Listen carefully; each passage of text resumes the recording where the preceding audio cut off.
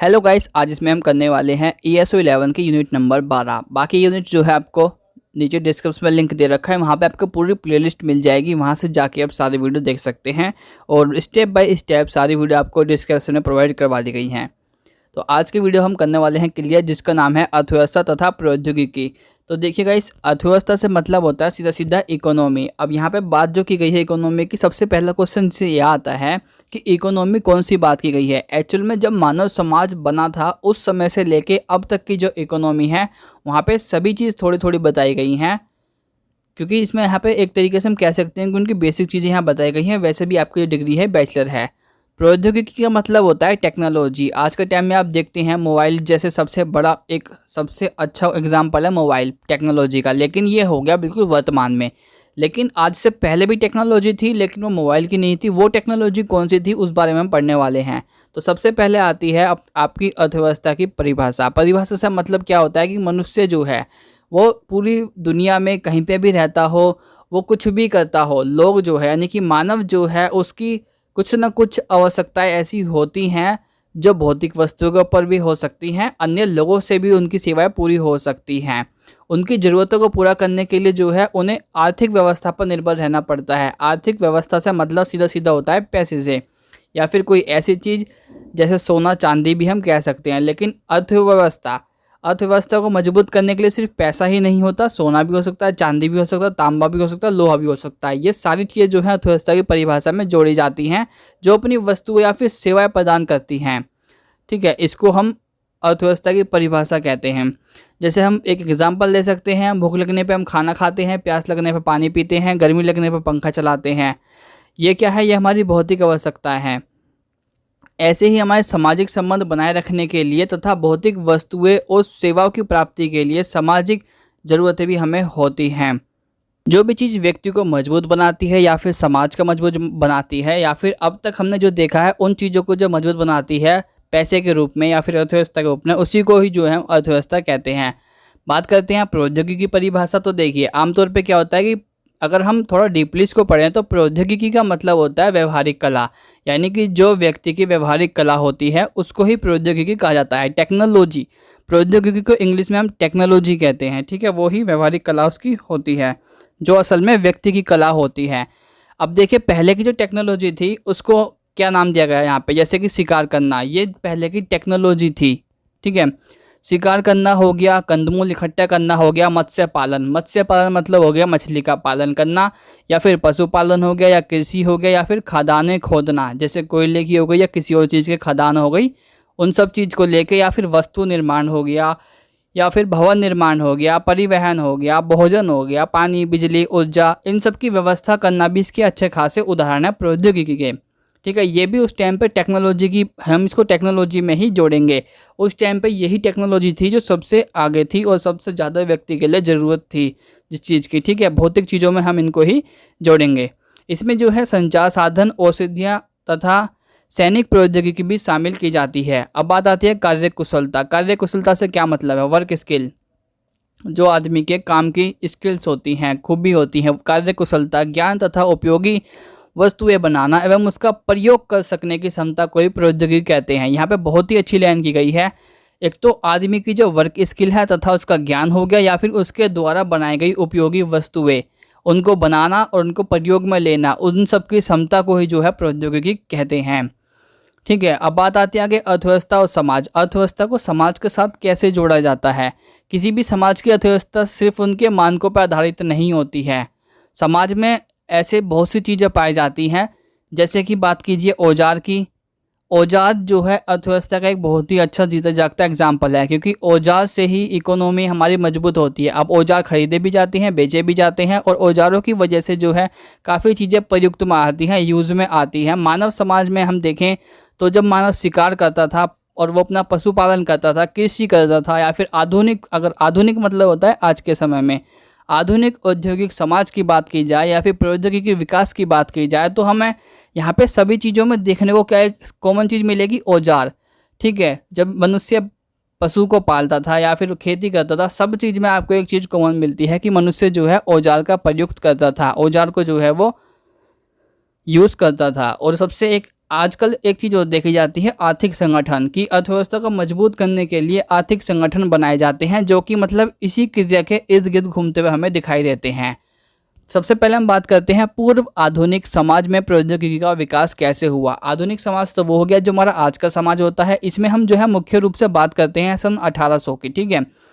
वैसे यहाँ पे हम 18वीं शताब्दी की बात करते हैं, तो इस वजह से जो है सन आपका 1700 से इंक्लूड होगा और आज तक का जो हमारा चल रहा है 2000, ठीक है।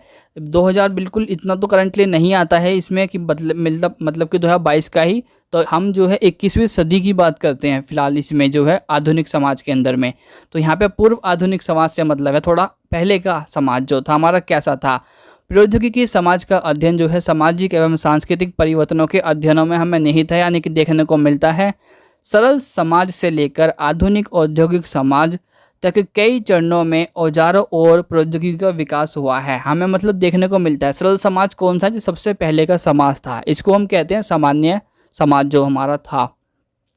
ये उस टाइम का समाज था। सरल समाज से मतलब होता है ये उस टाइम का समाज था जब आदमी जो है जंगलों में रहते थे, रेगिस्तानों में रहते थे, पहाड़ों में रहते थे, गुफाओं में रहते थे। आप समझ चुके होंगे कौन सा वाला समाज है। जब वो शिकार करके अपना गुजारा करते थे, इधर उधर घूम के सामग्री, खाने की जो सामग्री होती थी उसको एकजुट करते थे, एकत्रित करते थे, उनसे गुजारा क्या करते थे।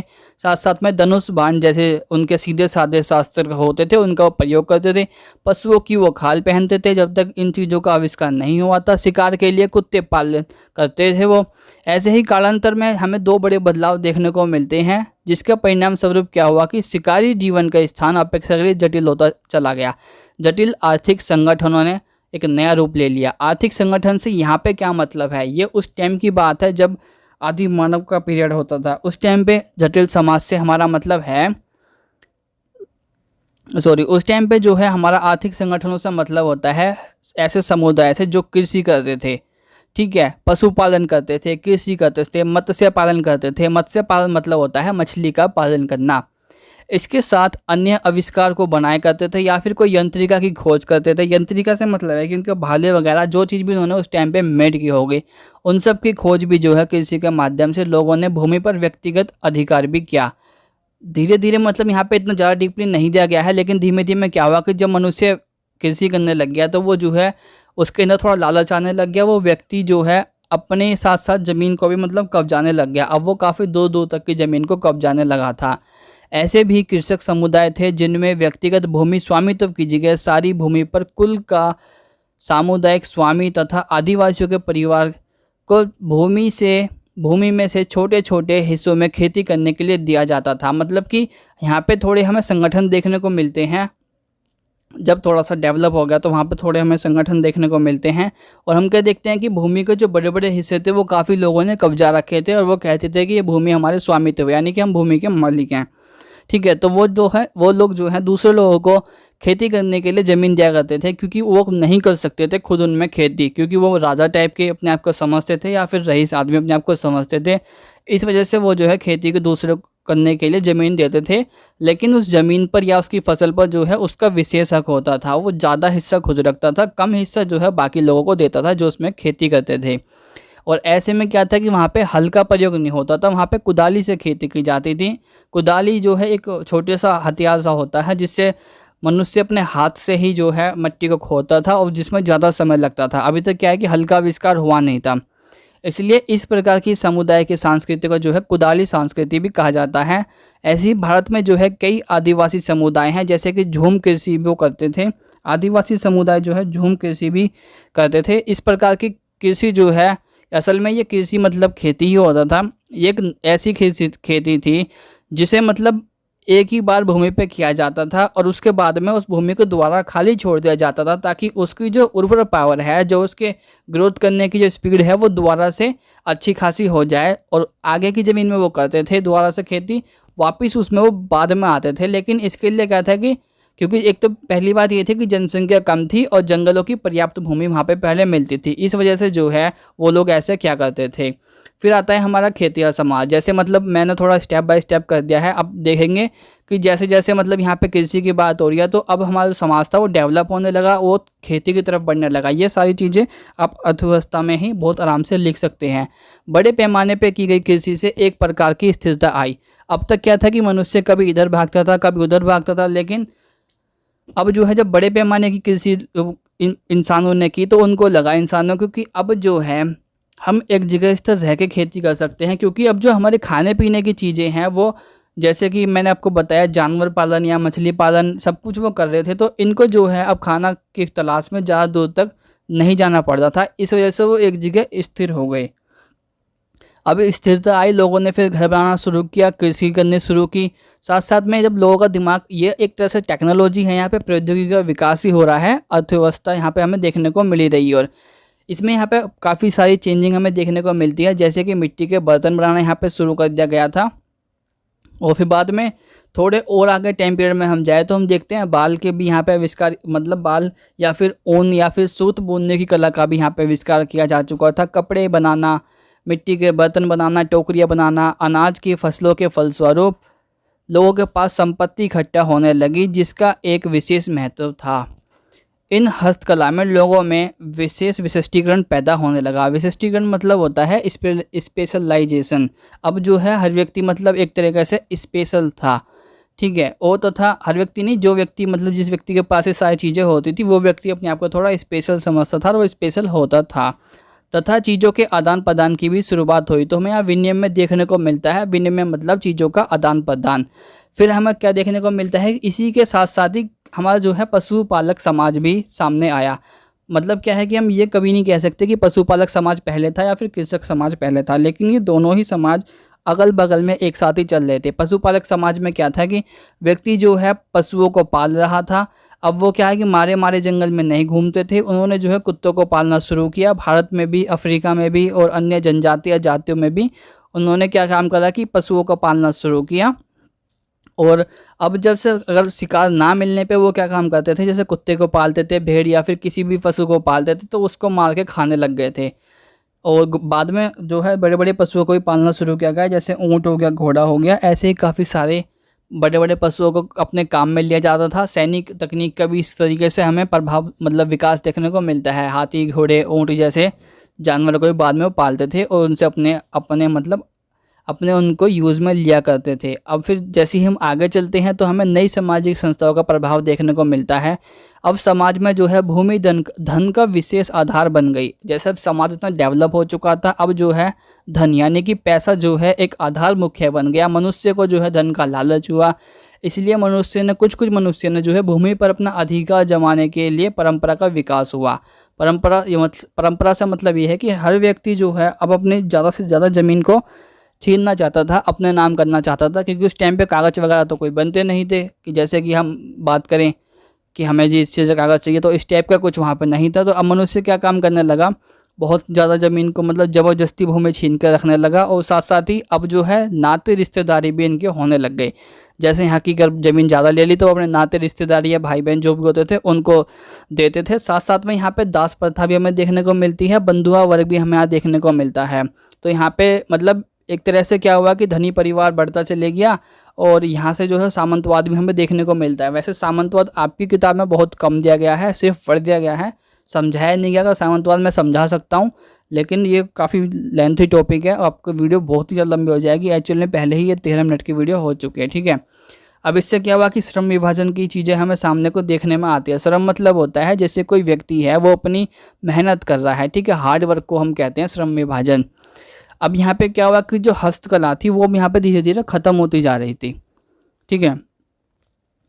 हस्तकला के विकास ने जो है संपत्ति में वृद्धि का योगदान दिया। हस्तकला से बहुत सारी चीज़ें थी जो हस्तकला के अंदर इसमें आती थी और इसने जो है संपत्ति में काफ़ी वृद्धि की। ये देखते हैं जब हस्तकला का विकास हुआ। हस्तकला मतलब होता है जो हाथ के द्वारा कार्य किया गया होता है। और इसमें क्या हुआ कि अधिक मजदूरों की ज़रूरत हुई। अब जो है तांबा, टीन, सोना, चांदी, लोहा, ये सभी जो धातुएं हैं उनका आविष्कार किया जा चुका था। अब इनसे जो है औजार बनाए जाने लगे थे या फिर बहुमूल्य गहने इनसे बनाए जाने लगे थे, उनका निर्माण होने लगा था। लेकिन जो धातु का जो काम था इसको हम धातु कर्म भी कहते हैं, ठीक है। धातु का जो काम था वो पर्याप्त मात्रा में था, इसलिए इसे जो है विशेषज्ञ का दर्जा दिया गया। इसमें जो है मतलब इस कला को कुछ ही लोग कर सकते थे, इसलिए कुछ ही लोग इसमें अपनी जो है दक्षता प्राप्त कर पाए।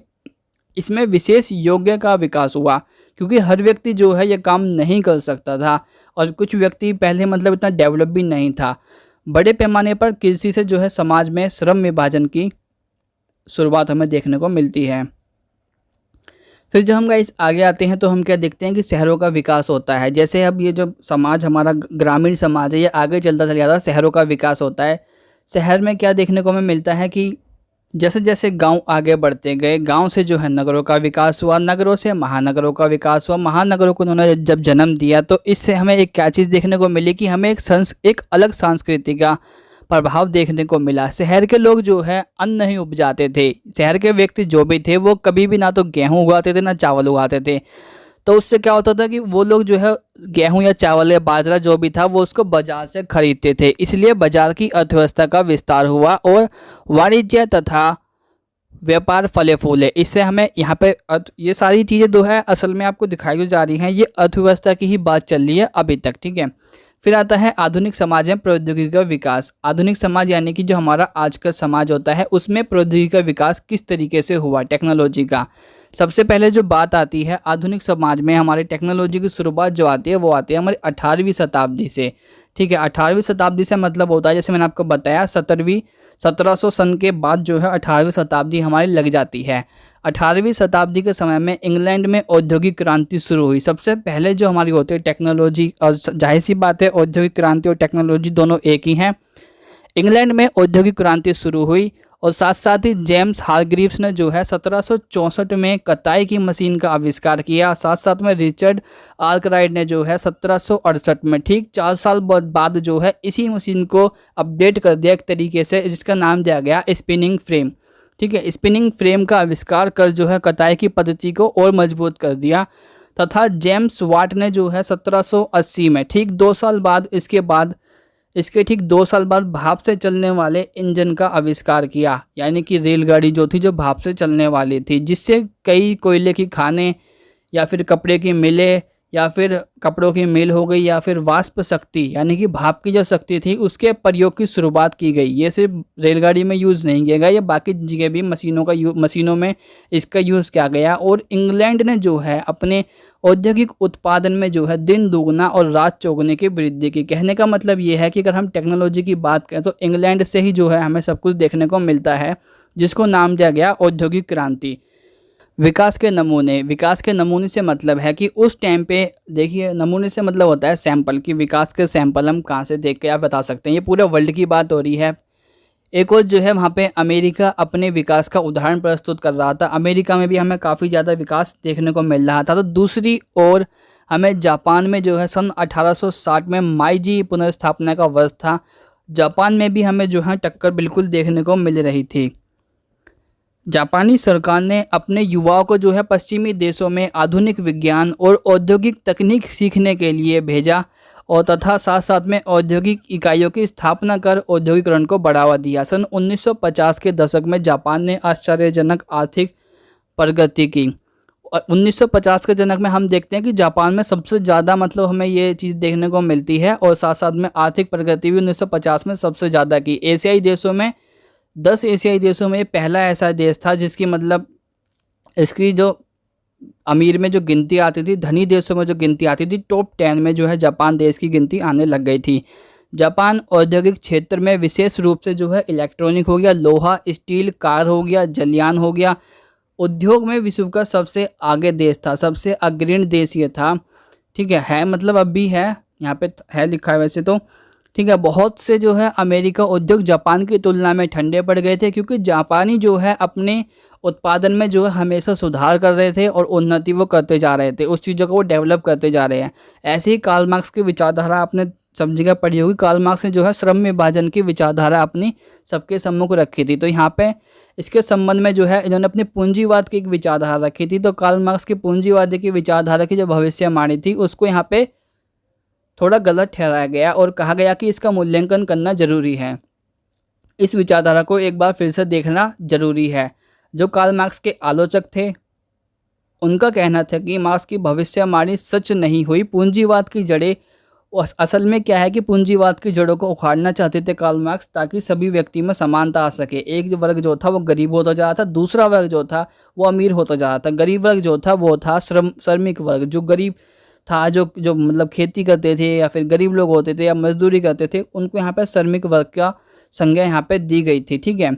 लेकिन हमें यहाँ पे क्या चीज़ देखने को मिली कि उनकी जो पूंजीवाद की जड़ थी उसको उखाड़ने की बजाय वो और ज़्यादा मजबूत हमें होती हुई दिखाई दे रही थी। 1950 के दशक के आसपास की बात यहाँ बताई जा रही है। विशेषकर यहाँ बात की जा रही है उद्योग प्रधान देश जो थे उनमें जो है जापान, संयुक्त राज्य अमेरिका तथा पश्चिमी यूरोप के कई देश का समावेश है। इन्हीं सभी देशों में एक समान चीज़ हमें देखने को मिल रही थी कि जो कार्ल मार्क्स की विचारधारा थी वो गलत साबित हो रही थी। वो जो है औद्योगिक क्रांति को भूलकर श्रमिक वर्ग ने उत्पादन के पूंजीवाद के तरीके को मान लिया है, और उनका यह कारण है कि इन देशों में श्रमिक वर्ग का रहन सहन काफ़ी ऊंचा हो गया है, यानी कि श्रमिक वर्ग भी काफ़ी अच्छा रह रहा है। तो इस वजह से इनकी जो विचारधारा है कार्ल मार्क्स की वो गलत साबित कर दी गई है। अधिक आमदनी के कारण मजदूरों की एक ऐसी श्रमिक संघ का सदस्य बनने की कोई रुचि नहीं रह गई जो उनके अधिकारों के लिए लड़ाई कर सके। एक्चुअल में क्या है कि कार्ल मार्क्स ने ये भी कहा था कि श्रमिक वर्ग अगर एक साथ हो जाए, अपना एक संघ बनाए, एक ग्रुप बनाए, तो जो है वो किसी को भी हरा सकता है, उस चीज़ के लिए आंदोलन कर सकता है, तो मतलब अपना वो हक पा सकता है। लेकिन यहाँ पे कुछ ऐसा हो सकता है कि कुछ वर्ग को अच्छा खासा मिल रहा हो क्योंकि जो फैक्ट्री में लग गए हों तो उनको अच्छी खासे पेंशन या पैसा मिल रहा होगा, लेकिन बाकी जो वर्ग था उसको अच्छा खासा पैसा नहीं मिल रहा था। तो कार्ल मार्क्स ने यही चीज़ें सामने रखी थी, ठीक है। अब क्या हुआ कि मशीनों का उत्पादन हमें देखने को मिला। अब मशीनें आई, उनका उत्पादन हमें देखने को मिला। मशीनों की जब बात की जाती है तो शुरू में जब मशीन का उपयोग होना शुरू होने लगा तो धीरे धीरे ये बढ़ता चले गया। सबसे पहले मशीन मजदूरों के हाथ में थी, और सबसे पहले मजदूरों के हाथ में से मशीनों ने औजार को छीना। उनकी गति जो थी वो बाध्य कर दी गई, साथ साथ में मशीन उनसे औजार ही नहीं छीन पाई। धीरे धीरे जो है उनकी वर्क स्किल भी वो उनके हाथ से हथिया ले गई। उदाहरण के लिए हम कंप्यूटर की बात करें तो आज के टाइम में हम देखते हैं कि कंप्यूटर को हम किसी भी तरीके से मतलब यूज़ कर सकते हैं। जो डाटा मनुष्य सेव नहीं रख सकता वो डाटा कंप्यूटर सेव रख सकता है। लेकिन अब क्या हुआ कि जो 10 व्यक्ति काम करते थे वो काम व्यक्ति एक कंप्यूटर अब वो काम कर देता है, ठीक है। तो इसी तरीके से यहाँ मशीन और उत्पादन का एग्जाम्पल दिया गया है। फिर आता है आपका औद्योगिक और संघीकरण। आधुनिक प्रौद्योगिकी से न केवल मजदूर वर्ग बेकार हो रहा था, बल्कि इसका प्रभाव तो संघ बनाकर अपने अधिकारों के लड़ने के लिए भी करना पर भी बेकार, मतलब इसका प्रभाव हो रहा था। इंग्लैंड में 1984 से 1985 में हुए कोयले की खान के मजदूरों की हड़ताल को कुंठित कर देने वाला, और यह इनकी इस कमजोरी की ओर संकेत करता है कि लंबी हड़ताल के बावजूद एक्चुअली क्या है कि इंग्लैंड में सन 1984 से 85 के बीच में कोयले की खानों में मजदूरों ने हड़ताल की थी अपने चीज़ों के लिए। लेकिन क्या हुआ, काफ़ी ज़्यादा लंबे समय तक भी हड़ताल चलने के बावजूद भी सरकार उनके आगे नहीं झुकी और उनको जो है उसका सामना करना पड़ा। और साथ साथ में जो श्रमिक वर्ग था, गरीब वर्ग था, वो उनको वापस खुद ही इनके आगे झुकना पड़ा।